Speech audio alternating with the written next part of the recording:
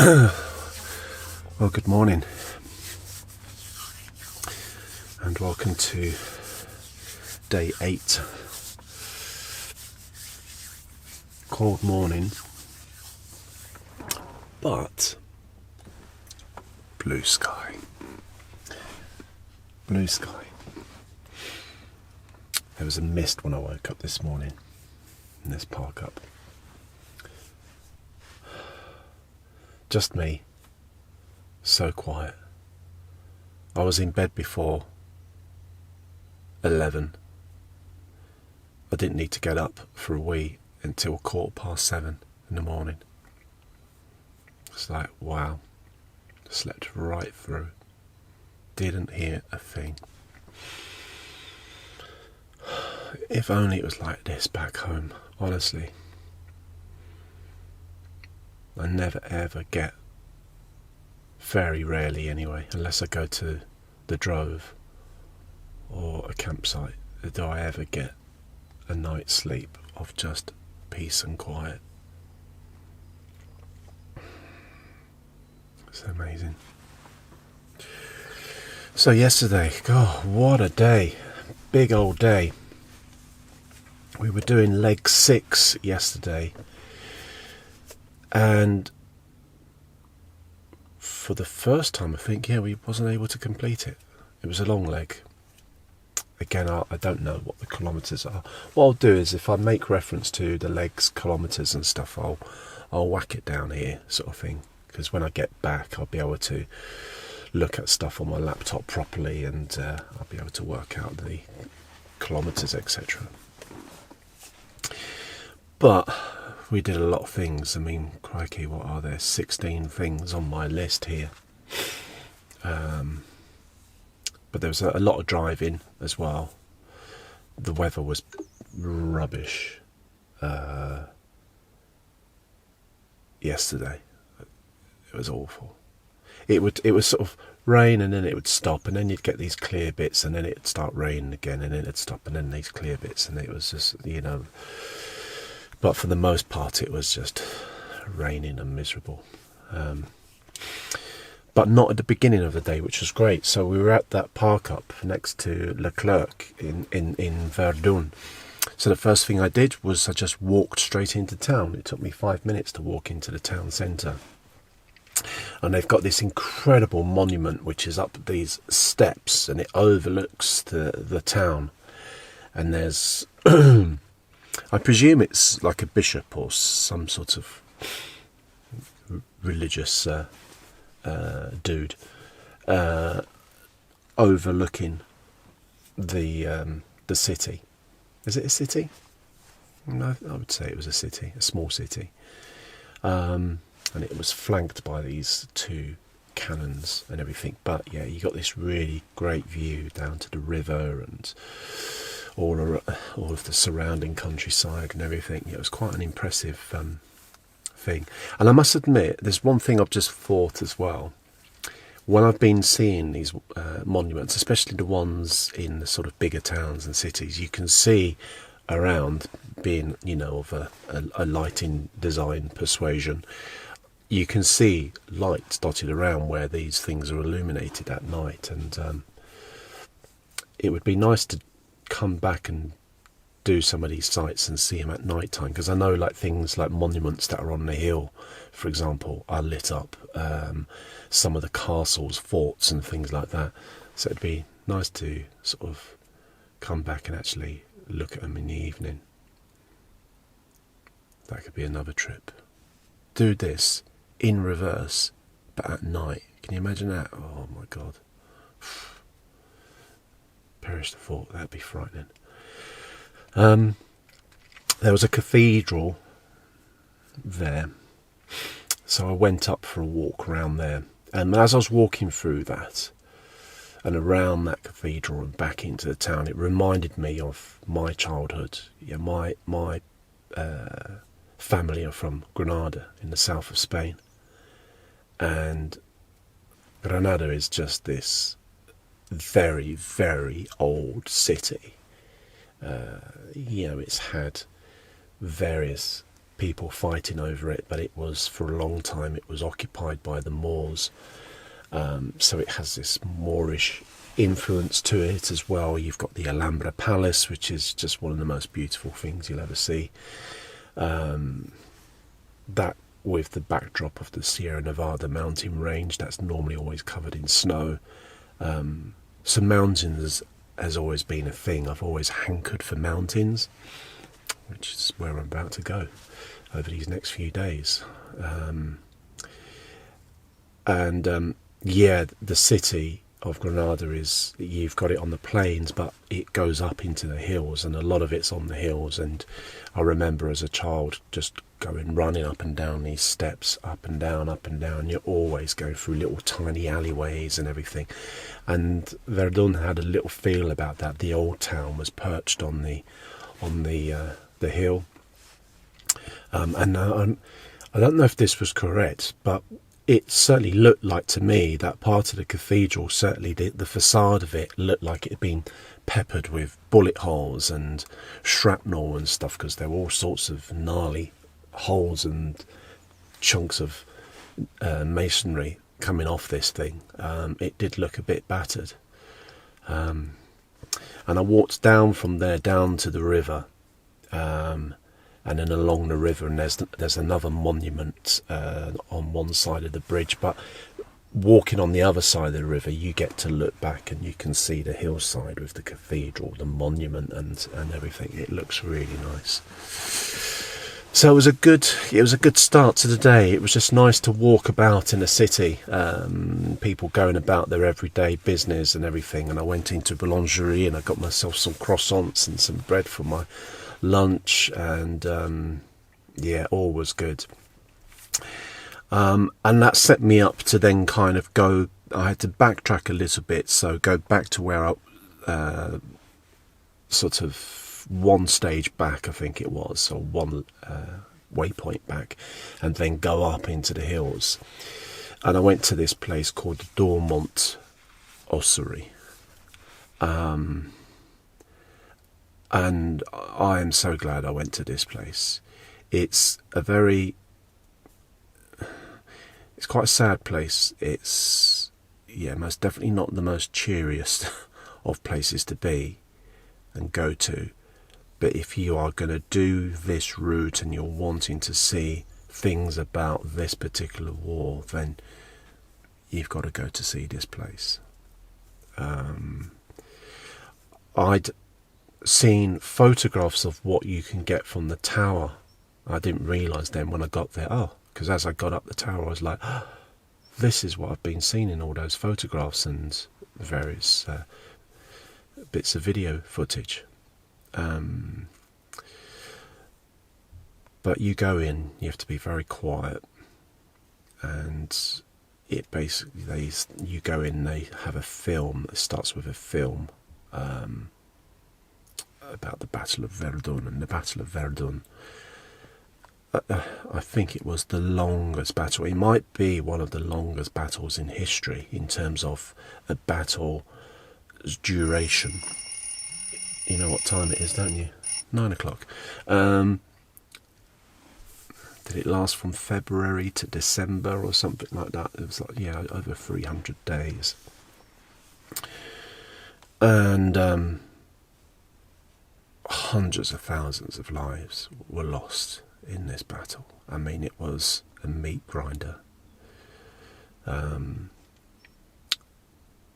I mentioned the other day about the Germans' tactics, but there was a German general, I've forgotten his name, but he his declaration was to basically make the French bleed until their faces were white or something like that.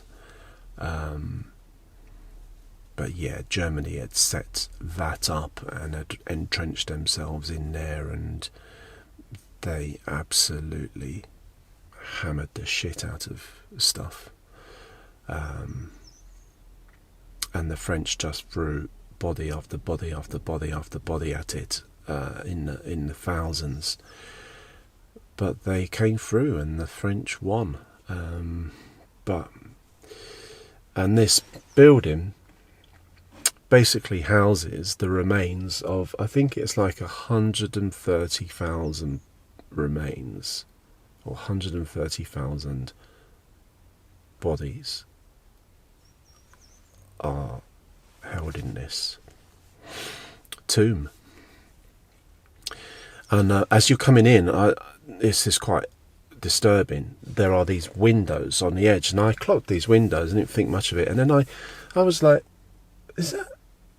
And I took a closer look, and yet behind every one of these windows you can see the piles of bones, skulls, femurs, tibulas, ribs, you name it. They're just piled high, and you can look in. And that was like, oh my days. But then you go in, and it's this incredibly beautiful arched sort of cavern that you walk through, and every slab has got like a name and a date, etc. So I think families who want their family members remembered or what have not, they can have one of these stones and stuff. So the whole thing is just wall to ceiling of names and dates. There's two sort of candles at each end. You can go like a lit candle at one end, and you've got these places.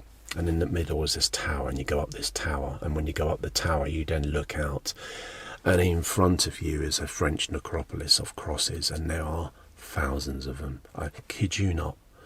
It's the biggest cemetery I've seen to date. And you just, I mean, I came down, I took the drone up just so you could get a scale of it. But you're thinking there's 130,000 in that building. How many thousands are out here? I think they estimated something like 300,000 people died in the Battle of Verdun. They've recovered 130 odd thousand. There's however many thousand in that necropolis and everything. I would estimate the whole area of Verdun is a natural park, and they've let it go to nature. But it's, you can see all the trenches, etc., etc. You can walk through the trenches, and it goes for miles. But it was at one point considered by the French a red zone, that no living person could go into it because it was too dangerous. And they say that even to this date it's still dangerous, that there's still a lot of poison in the ammunitions. There are many shells. There were, how many million did they say? I can't remember, but it was millions of shells were dropped during the Battle of Verdun, like millions. And they reckon that there are many. They reckon, is it 15% of the shells fired don't always go off? So there will be hundreds, thousands of shells still live in the ground.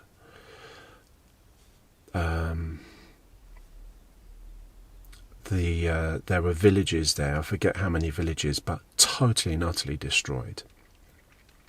And I took a walk down. This was the next place I went down to. This where did I go? Actually, before I went to this village, I went to this place called it was like a French memorial. It was like a trench memorial, and it was all concrete, etc. It was a really somber memorial because it's just this huge big concrete monolith of a trench. There's a cross at the front, but as you look through it is these mounds with these simple wooden crosses, and then there's barbed wire each edge. And I've got a shot of this cross through the barbed wire. It's really eerie, and as I walked round I could hear a bell ringing, like a toll. And just through the trees I could see the tower of Dumont Ossuary, and there's bells up there, and this bell was just echoing across the forest. It was the most eerie sound. I just stood there for ages. It was just me there with the camera and the birds and the bell. It was a really haunting sound. And I then drove from there and went to one of these abandoned villages, and I can't remember how many there are, but there are a lot of them. And I went to this particular one called Fleury, and it's just, yeah, there's just nothing there. It's there might be a few pile of stones here and there, but it was just obliterated. And some trees have started to grow through, but the reason, there's a lot of places where the trees can't grow through because of the poison that's in the ground. I think it was arsenic or whatever that was used in some of the shells. But nature is starting to get through, and the nature is starting to tackle it. So they leave some bits for nature to do, and then there are other bits that they'll try and do stuff with. But you walk through and it's sad because they've got these signs, you know, saying the road of the church, or church drive, or church road, or whatever it is, and the road of something. And there are these plinths, little plinths, and on the top of it, boulangerie. And you go along a few steps, another plinth, the plumber, the carpenter, the electrician, you know. And there were once upon a time houses. And they're just flat or holes in the ground, basically. Yeah, and there's however many of these villages all around there, they're just totally destroyed. I was like, wow. I mean, you could easily spend 2 days, 3 days there. There is so much to see. There are so many monuments. I think I managed to get it very quickly with a drone as a monument specifically for the Jewish. There's a lovely, very simple monument for the Muslims.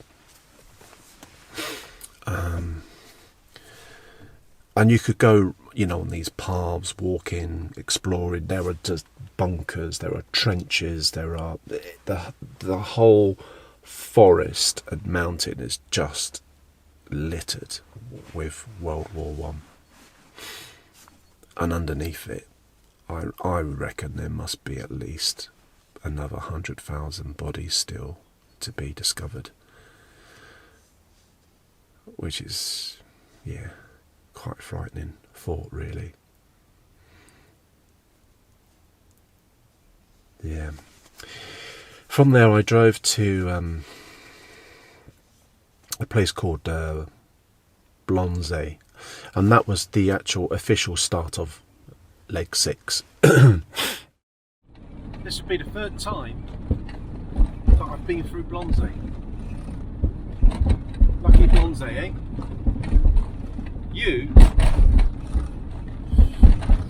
She's gonna get it. My sat nav. She's gonna get it. Anyway, calm. Cows. Say hi to the cows. Le vac. Ooh, bonjour. Once more through Blonze. There's nothing here.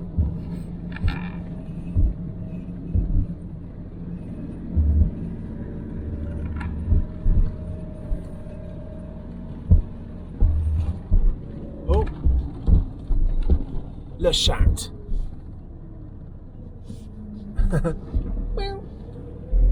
And the chat. 3 chats in the middle of the road. 1 chat, 2 chat, 3 chat.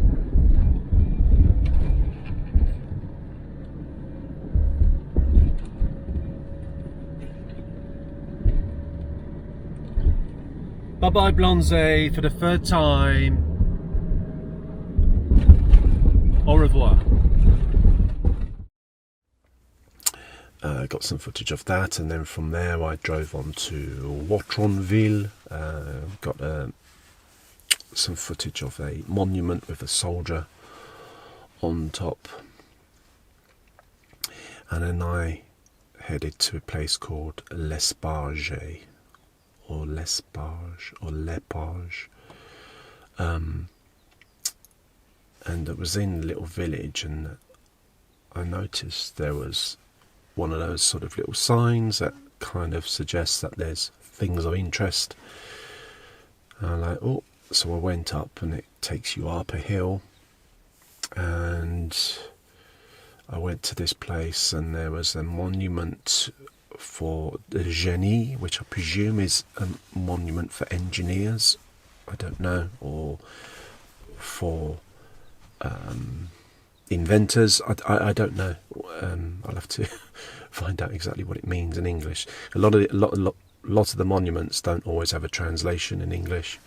My French is not very good. I might speak Spanish, and I can do a little bit of translation, but it's not as easy.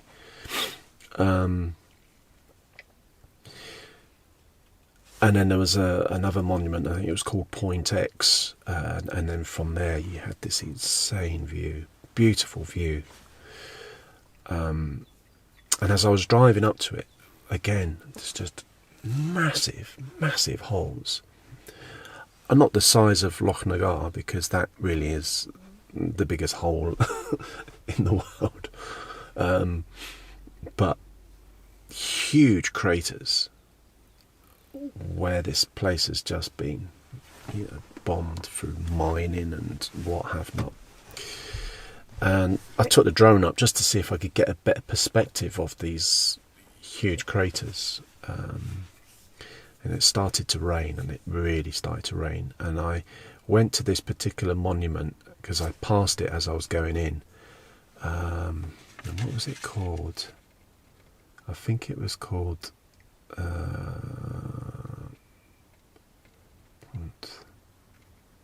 Revenants or something like that. You walk up this little path to get to it. It's chucking it down with rain at this point, and I get there, and I must admit that was probably, at that point, was the most ill at ease that I felt the whole trip. It was very spooky, this place. Remember that most of these places that I've been to, I've been by myself, totally alone. I've been driving, and I'm the only vehicle on the road for miles, a lot of times, down these tiny little tracks and going up these hills. And it's meant to be spring, but it still feels like winter, and there's still not a lot of leaves on some of the trees and stuff. They're quite bare. And this thing was just so imposing. It wasn't massive, but it had these hands that were crawling up this thing to get to the face at the top, and at the base of it there were these skulls. And it was a really eerie piece, and I was just there by myself, and I was like looking down at Neo at the bottom, thinking, I think I need to go back to Neo and get in and get away. It was because, at the end of the day, you are, even though you're on a monument, you are, to some extent, you are on hallowed turf, so to speak. You are walking over a grave. There will be countless bodies not found, all below you.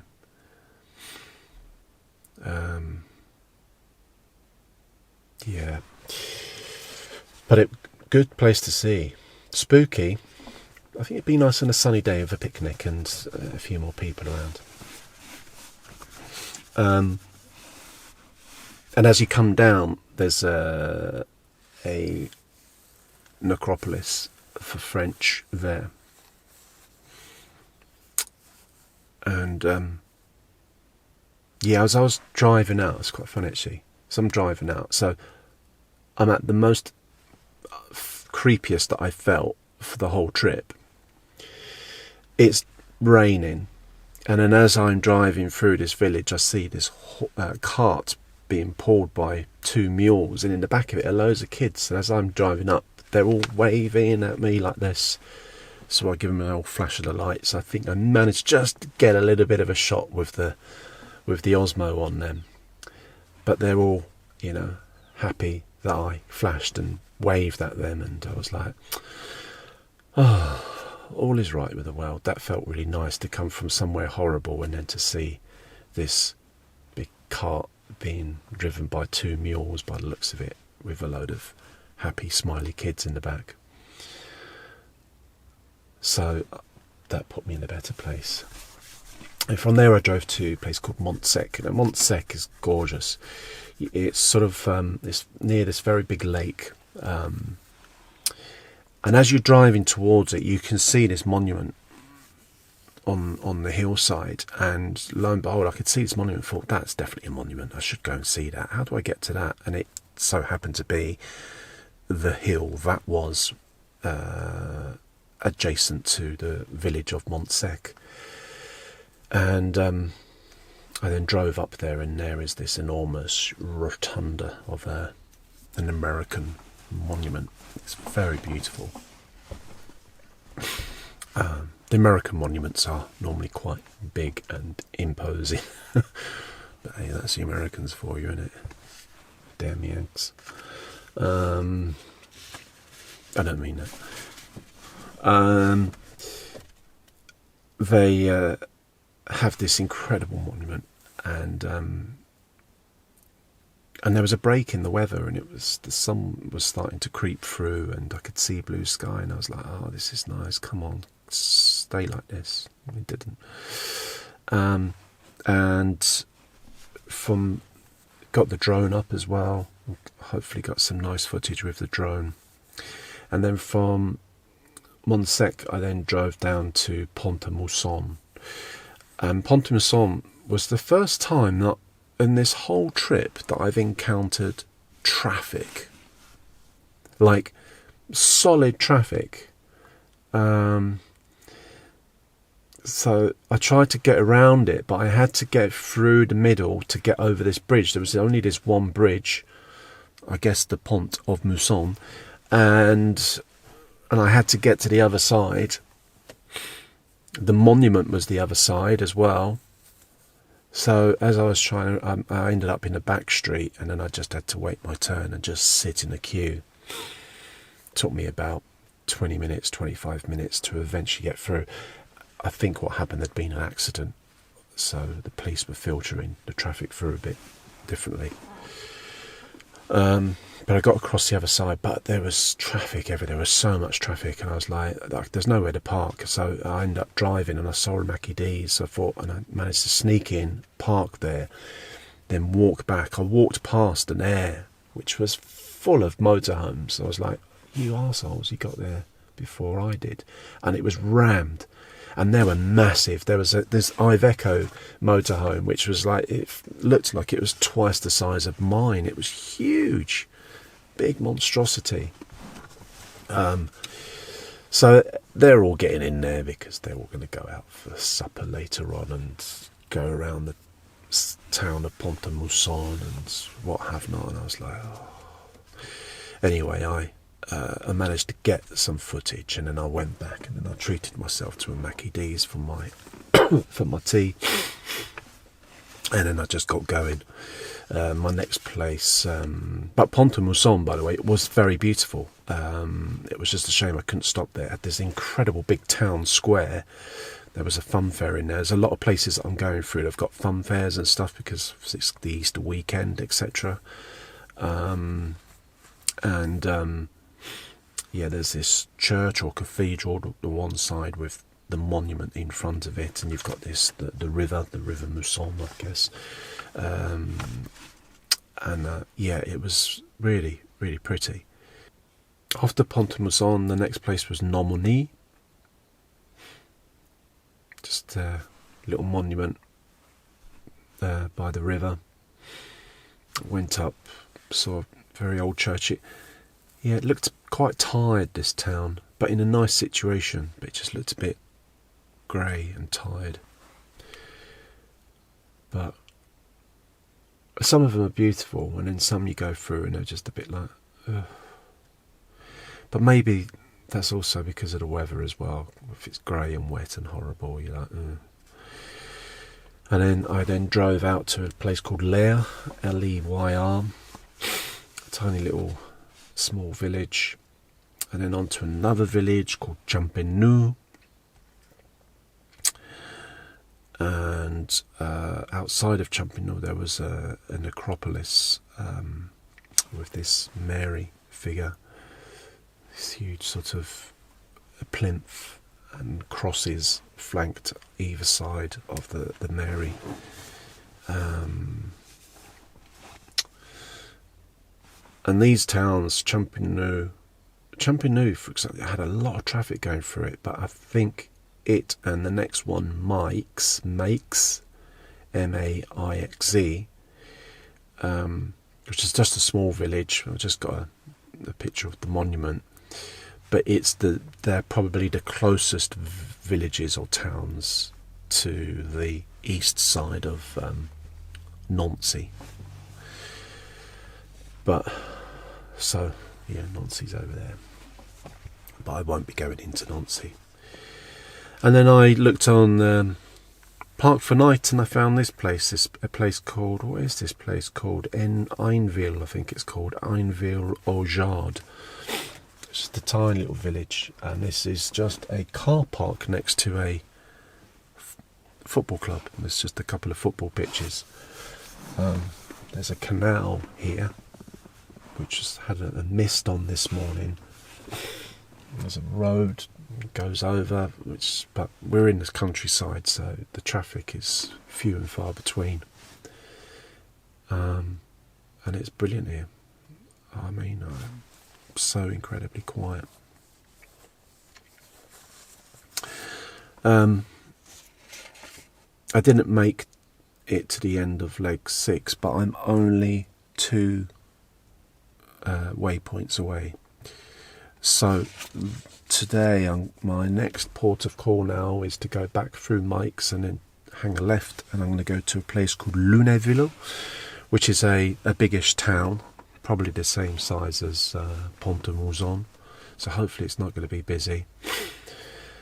And then after there is a place called Manovier, and then that's the last waypoint in leg 6, and then I then start leg 7, and it's the last 2 legs.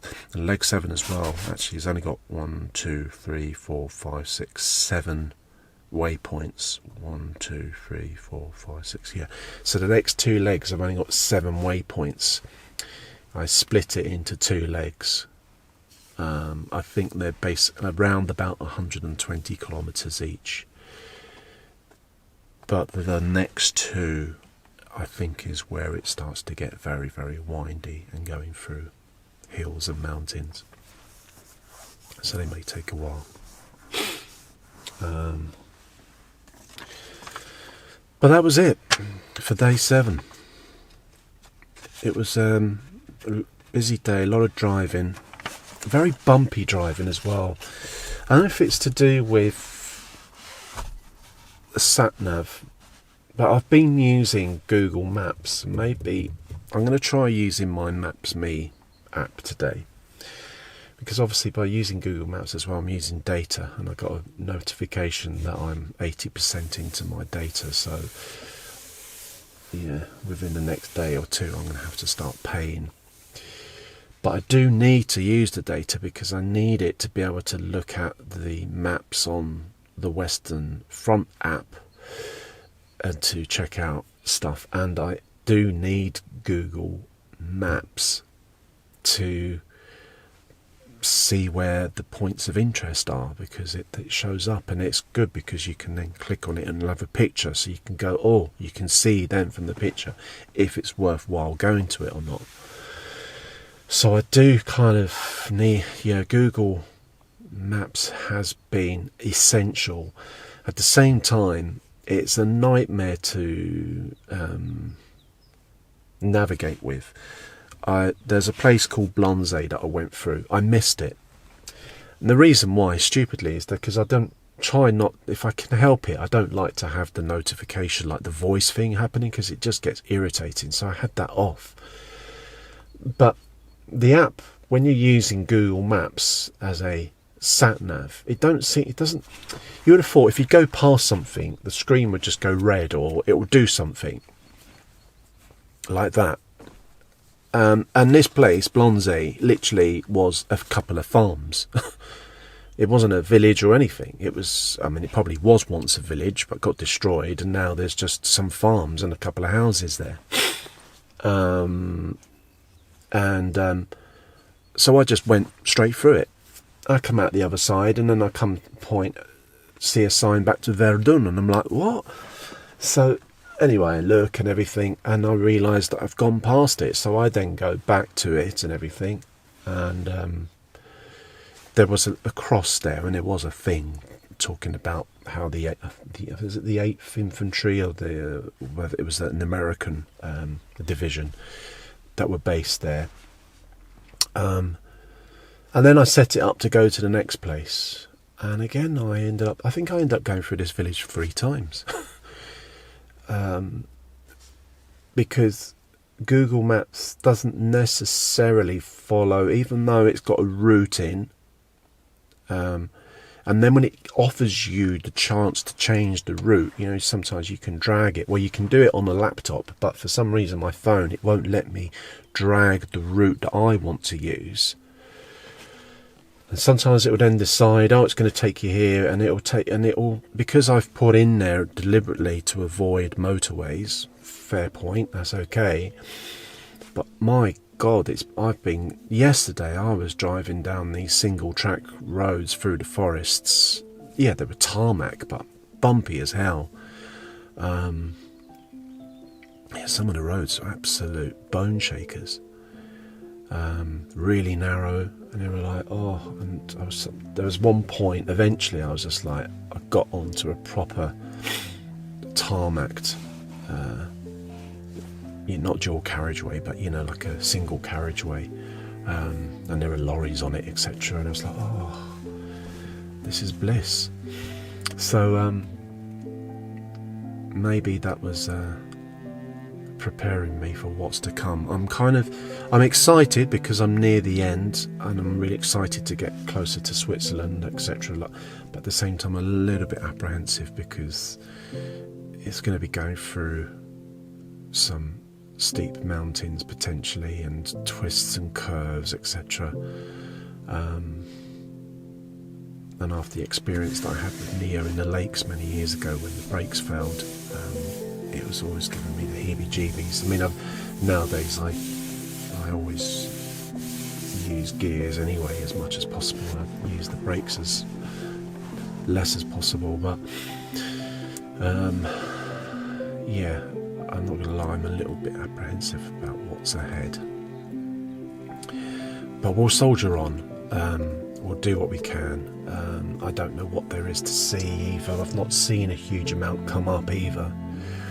So it might be that these next legs is literally just going from point to point to point to point and just continuing the route. And as I said before, the part of this trip is the journey as well.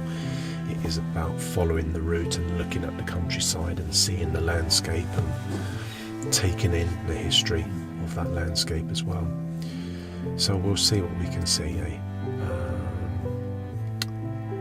And I'll see you in the next one. Cheers.